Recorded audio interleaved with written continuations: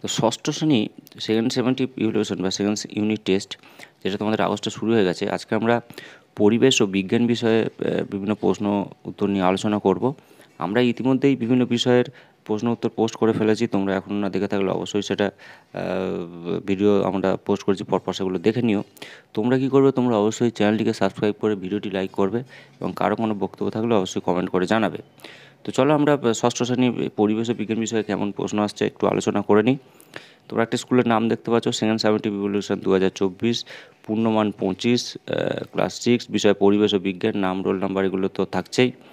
এরপরে যেটা আসছে যে একের দাগে দেখো, সঠিক উত্তরটি নির্বাচন করো। 5 নাম্বার আছে, সোডিয়াম ধাতুর চিহ্ন কী? সোডিয়াম ধাতুর চিহ্ন Na, ঠিক আছে। কার্বনের যোজ্যতা কত? ঠিক আছে, কার্বনের যোজ্যতা কত সেটা তোমরা লিখবে। আচ্ছা 4, হেমাটাইট কোন ধাতুর আকরিক?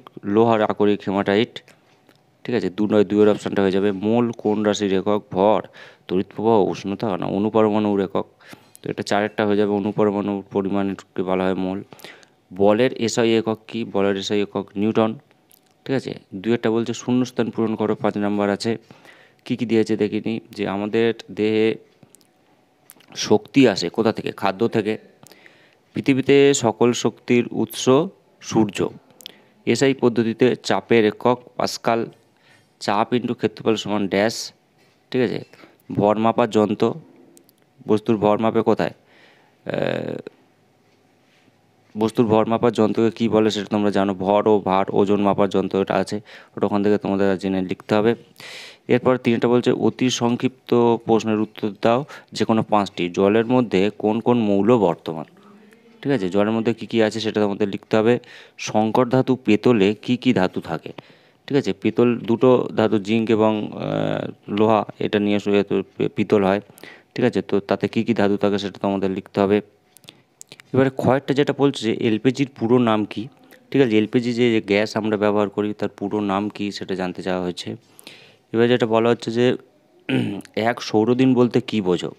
ঠিক আছে, এক সৌরদিন বলতে কী বোঝায় সেটা তোমাদের লিখতে হবে। এরপরে বলছে যে লিনম্যানের 10% সূত্রটি লেখো। চয়টা বলছে উদাহরণ দাও যে যান্ত্রিক শক্তি থেকে তাপ শক্তি, ঠিক আছে।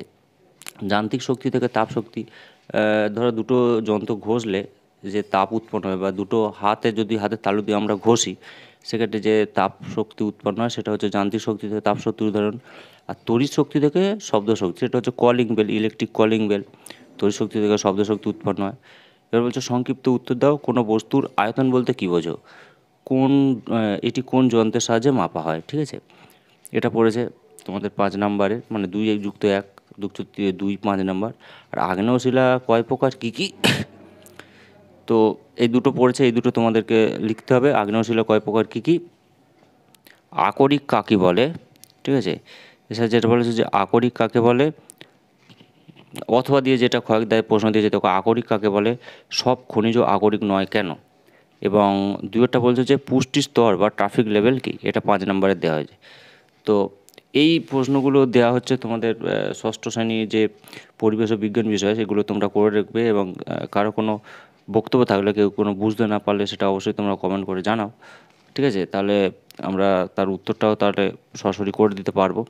তো আপাতত এইটুকু, সবাই চ্যানেলটিকে সাবস্ক্রাইব করে রেখো এবং কারো কিছু বক্তব্য থাকলে কমেন্ট করো। ভিডিওটি শেষ করলাম, ধন্যবাদ।